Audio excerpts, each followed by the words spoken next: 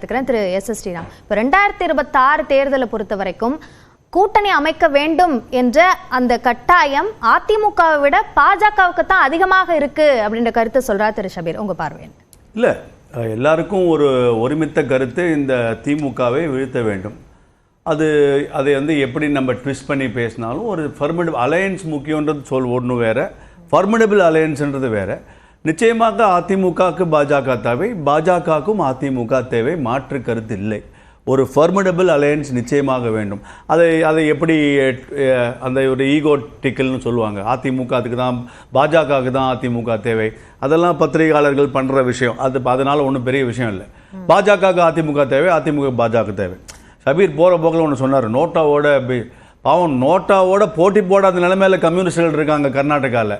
நோட்டாவோட போட்டியே போட முடியாமல் காங்கிரஸ் பல மாநிலத்தில் இருக்குது.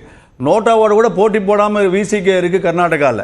ஸோ ஒரு மாநிலத்தில் ஒரு பிரச்சனைங்க. தமிழ்நாட்டில் சில பத்திரிகையாளர்கள் இல்லை அண்ணாமலைக்கு முன்னாடியே தமிழ்நாட்டில் ஓட்டு பர்சன்டேஜ் இருந்துச்சாமா, இப்போ அண்ணாமலை ஒன்று ஸோ பத்திரிகையாளர்களே முதல்ல உண்மையை பேசுவதில்லை. அதுதான் என்னுடைய தீர்க்கமான கருத்து. ஒரு கட்சியோட உண்மையான கருத்தை எப்படி உண்மையாக தயவு செய்து நீங்கள் பேசுங்க. நாங்கள் இது ஆட்சி 20 கட்சி ஒருத்தரும் அந்த ஒரு பாஜகன்னு வந்தால் மட்டும் அதை எப்படியாவது சிறுமைப்படுத்த வேண்டும் என்பதை பண்ணி கொண்டு தான் இருக்காங்க பத்திரிகையாளர்கள். ஆனால் உண்மை என்னென்னா, மக்களுக்கு நல்லாவே தெரியும், இவர்கள் பேச்சை யாரும் கேட்க போகிறதில்ல. மக்களுக்கு நிச்சயமாக தெரியும் பாஜக அப்போ வளராத ஒரு அண்ணாமலையை மாற்றுறதுக்கு உந்து எல்லாரும் டிபேட் வைக்கிறீங்களே, அண்ணாமலை மாற்றப்படுவாரான்னு. எதுக்கு? அண்ணாமலை ஒன்றும் பண்ணலன்னா அவர் வந்தா என்ன போனா என்ன? ஸோ இதெல்லாம் மக்கள் பார்த்து கொண்டு தான் இருக்காங்க. குறிப்பாக தமிழக ஊடகங்கள் என்ன பண்ணுறாங்கன்றதை மக்கள் பார்த்து கொண்டு தான் இருக்காங்க. நிச்சயமாக ஒரு கூட்டணி நிஜமாக வேண்டும். அதிமுக ஒரு வலிமையான கட்சி, மாற்று கருத்தில்லை. திமுகவோட 5 முறை ஆண்ட கட்சி. பாஜக வேகமாக வளரக்கூடிய கட்சி. அதுவும் நான் இங்க சொல்லலைங்க, உங்க திமுக ஜெனரல் செக்ரட்டரி சொல்லியிருக்காருங்க. சாரி, ஷபீர் திமுக அப்படி சொல்லிக்கலாம். இல்ல அவர் ஆதரிக்கும் திமுக எப்படி வேணா சொல்லலாம். சரி, எப்படி வேணா சொல்லலாம். இல்ல பாஜக நோட்டால கம்பேர் பண்ண தெரிஞ்ச ஷபீர் அப்படி பேசக்கூடாது. அதுக்காக நான் இதை சொன்னேன். சரி, விட்டுலாம். சரி, என்னோட வேலை ஊடகங்கள் மேல தான் பாய்வாரு. ஊடகம் அப்படி பண்றத சொல்லிதானேங்க ஆகும். இன்னைக்கு பாஜக வந்தா மட்டும் நீங்க நோட்டான்னு பேசுற ஷபீர், கம்யூனிஸ்டுகள் இன்னொன்னு அடிமைனாங்க. கம்யூனிஸ்டுகள் அடிமைன்னு நான் சொன்னா ஏத்துக்க மாட்டீங்களா? 10 கோடி வாங்கினாங்க ஒரு கட்சி, இன்னொரு கட்சி 15 கோடி வாங்குச்சு. அப்போ திமுக இருக்கிறது எல்லாம் அடிமை கட்சி நம்ம சொல்ல, நீங்க ஏன் சொல்ல மாட்டேங்கிறீங்க? விசிகாவில் யாராவது டாஸ்மாகோட இதுக்கு கம்யூனிஸ்டுகள் போராடினார்களா? கம்யூனிஸ்டுகள் இதை எதிர்க்கிறோம்னு சொன்னாங்களா? ஏதாவது ஒன்றை நாங்கள் பாலகிருஷ்ணன் பாலகிருஷ்ணன் அவர்கள் சொன்னபோது அவர்களை மாற்றி வைத்தார்கள். எதுவும் சொல்ல முடியலையே. அடிமைத்தனம் அதிமுக ஒரு பச்சை குத்துவதை பத்திரிகையாளர் என்ற போர்வையில் பல பேர் செய்கிறார்கள். அதை நான் வன்மையாக கண்டிப்பேன். அதிமுகவிற்கும் அந்த ஒரு கட்சிக்கும் தெரியும் எதை செய்ய வேண்டும், எதை செய்யக்கூடாது என்று. உங்களுக்கு தைரியம் இருந்தால் திமுகவில் இருக்கும் கட்சியை பார்த்து அடிமை கட்சின்னு சொல்லுங்க பார்க்கலாம். அது சொல்ல முடியாது. இந்த நரேட்டிவ்காக தான் இங்க வர்றதை நம்ம எதிர்க்க போவதில்லை. ஆமாங்க, நிச்சயமாக ஒரு ஃபார்மட் இந்த அலையன்ஸ் வந்துருமோன்னு பயப்படுறாங்க பத்திரிகையாளர்கள், சோகால்டு பத்திரிகையாளர்கள். இந்த அலையன்ஸ் வந்துருமோ என்ற பயம் இருக்கு அவங்களுக்கு. வராமலும் போலாம். ஆனால் ஒரு ஃபர்ஸ்ட் ஸ்டெப் எடுத்து வச்சிருக்காங்க. அதுக்கே இந்த பயந்தீங்கன்னா நாளைக்கு எல்லாரும் ஒன்றா கூடினால் வீட்டுக்கு போய் நமக்கு வேலை இருக்காதுன்னு நினைக்கிறவங்க பல பேர் இருக்கலாம். நிச்சயமாக ஒரு நல்ல கூட்டணி தமிழ்நாட்டில் இந்த திமுகவின் எதிர்க்க ஒரு கூட்டணி அமையுங்க. சரி, இல்ல நீங்க அமித்ஷாவை பொறுத்த வரைக்கும் கூட்டணி அமையறதுக்கான முயற்சிகள் நடந்துட்டு இருக்குன்னு சொல்றாரு. இந்த பக்கம் இபிஎஸ் அதற்கான எந்த உறுதிப்பாட்டையும் வெளிப்படுத்தாம இருக்காரு. இதை ஒரு செட்பேக்கா பார்க்கணுமா? பிஜேபியோட எதிர்பார்ப்பை இன்னமும் அதிமுக நிலுவையில தான் வச்சிட்டு இருக்காங்க. இப்படி சொல்லக்கூடிய ஒரு எடப்பாடியை பார்த்து அடிமைன்னு நண்பர் ஷபீர் சொன்னா அது எவ்வளவு தவறான விஷயம். அதிமுக கட்சியை தானே சொல்றாரு அவரு. நீங்க இப்பதானே சொன்னீங்க அடிமைக்காக அவர் டெல்லி என்ன ஆரம்பிச்சாரு? இல்ல சபீர், நீங்க என்ன சொன்னீங்க? அவரை வரவழைக்கப்பட்டார் தவறா இல்லையா?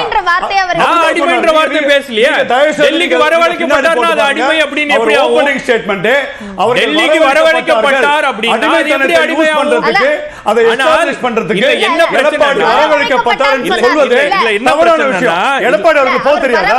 இல்ல டெல்லிக்கு போறதுக்கு சபீர் கிட்ட பெர்மிஷன் கேட்க போணுமா?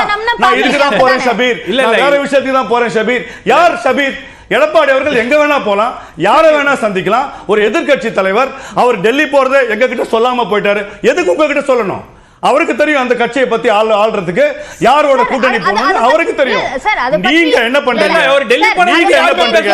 சபீருக்கு தைரியம் இருக்கா? இந்த அரசாங்கத்தை பத்தி நாலு காட்டமான கேள்வியை கேட்பதற்கு சபீருக்கு தைரியம் இருக்கா? இல்லாத விஷயத்தை மீண்டும் மீண்டும் சிதைப்பதற்கு செய்யும் வேலையை நம்ம ஏற்றுக்கொள்ள முடியாது. இல்ல இல்ல இது ஸ்ரீராம், நான் தயவு செய்து நீங்க போய் போட்டு பாருங்க. எடப்பாடி அவர்களை டெல்லிக்கு அனுப்புது அதை ப்ரூவ் பண்றதுக்கு அவர் வரவழைக்கப்பட்டார்னு வார்த்தை யூஸ் பண்ணீங்க. சொன்னாரு. முன்னாடி வார்த்தை கேளுங்க. வரவழைக்கப்பட்டார் என்பது தவறான விஷயமா இல்லையாங்க? அது எப்படி அவர் எப்படிங்க வரவழைக்கப்பட்டார்? இவர் எப்படிங்க டிசைட் பண்ண முடியும்? அதிமுக பேசுபவர்கள் இந்த கேள்வியை கேட்டுக்கணும். அது எனக்கு வருத்தமா இருக்கு, அவங்க கேட்கல. அது என்னுடைய வரவழைக்கப்பட்டார் இவர் எப்படிங்க சொல்ல முடியும்? அது எப்படி? அதேதான் என்னோட இன்ஃப்ளூயன்ஸ், என்னோட இன்ஃப்ளூயன்ஸ் வேற. நீங்க அந்த அடிமைத்தனம்ன்ற இன்ஃப்ளூயன்ஸ் நான் எடுத்துப்பேன். இப்போ அதாவது எனக்கு ஒண்ணு இல்ல, எனக்கு ஒண்ணு இல்ல. அபிநய அந்த அந்த அதிமுக மேல இருக்கும் கரிசனை, அண்ணாமலை வந்து பாஜக மேல இருக்கும் வெறுப்பு, இதெல்லாம் நீங்க பத்திரிகையாளர் போர்வையில பண்ணாதீங்க. நீங்க உண்மையான பத்திரிகைல எல்லாரையும் கேட்டு கேள்வி கேளுங்க.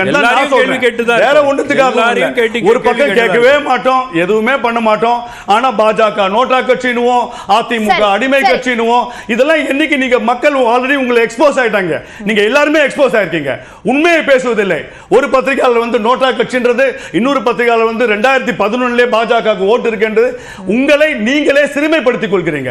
நீங்க நியாயமான விவாதத்தை வைங்க, நியாயமான கிரிட்டிசிசம் வைங்க, எல்லாத்திற்கும் பதில் சொல்ல முடியும். எதுக்கு இவ்வளவு கொந்தளிக்கிறாருன்னு தெரியல. ஆமாங்க, இல்லங்க நீங்க போற போக்குல பெரிய பெரிய விஷயத்தெல்லாம் சொல்லிட்டு போனீங்கன்னா அதை ஏற்றுக்கொள்ள முடியாது. நீங்க திருப்பி பாஜக அதிமுகவை அடிமைப்படுத்து என்று சொல்றதை ஏற்றுக்கொள்ள முடியாது. பாஜகவை அதிமுக கண்ட்ரோல் பண்ணுது அப்படின்றதுதான் அது கண்ட்ரோல் பண்றன்ற வார்த்தை வந்து எப்படிங்க இவர் எப்படிங்க டிசைட் பண்றாரு? அதுக்கு பதில் சொல்லுங்க. இவர் எப்படி டிசைட் பண்றாரு? பதில் சொல்லுங்க. Correct sir. அதிமுக யாருடன் கூட்டணி, அவர் சொல்றாரு சார். அதிமுக யாருடன் கூட்டணி இருக்க வேண்டும் இல்ல அப்படின்றத அதிமுக தான் முடிவு செய்ய வேண்டும். பாஜக எப்படி முடிவு செய்ய முடியும்? சரி சரி, பாஜகவோட கூட்டணி இருக்குமா வேண்டாமா? யார் இப்ப சொன்னாங்க? அதிமுக இந்த மாதிரி நீங்க பேசினா பேச எனக்கு இடமே இல்ல. ஒரு வேலையா இதை நீங்கள் பேசினா எனக்கு இடமே இல்லை. திருப்பி பாஜகவை அதிமுகவை அடிமைப்படுத்துகின்ற வார்த்தை நான் இப்படி சொல்றேன். என்னுடைய கோபத்துக்கு காரணம் பாஜக அதிமுகவை அடிமைப்படுத்துவதை நான் ஏற்றுக்கொள்ள முடியாது. அவர் வந்து தைரியமா திமுக பத்தி பேச சொல்லுங்க. இதே அதிமுக தலைவர்களை கொச்சப்படுத்தினாங்க, கூட்டணி விட்டு வெளியே போனாங்க. அதற்கு அண்ணாமலை ஒரு வாட்டியாச்சும் மன்னிப்பு தெரிவிச்சிருக்காரா? மன்னிப்பு கேட்டிருக்காரா? நான் அம்மையார் ஜெயலலிதா பற்றி பேசின தவறு, அண்ணாதுரை அவர்களை பற்றி பேசின தவறு, இபிஎஸ் தற்குறி அப்படின்னாரு, அது பற்றி நான் பேசிய வார்த்தையை நான் வந்து தவறா பயன்படுத்திட்டேன், மன்னிப்பு கேட்கிறேன் அப்படின்னு சொல்லி இருக்காரா? இல்லையா? என்னன்னா இன்னொரு விஷயம் அவர் போற போக்குல சொன்னாரு. அதாவது சிபிஎம் வந்து பணம் வாங்குறாங்க, இது பண்றாங்க அப்படின்னு. பாஜக வந்து பணம் வாங்கி இருக்கு, வரலையே. திமுக தானே சொல்லுச்சு, அதுதானே நான் சொன்னேன்.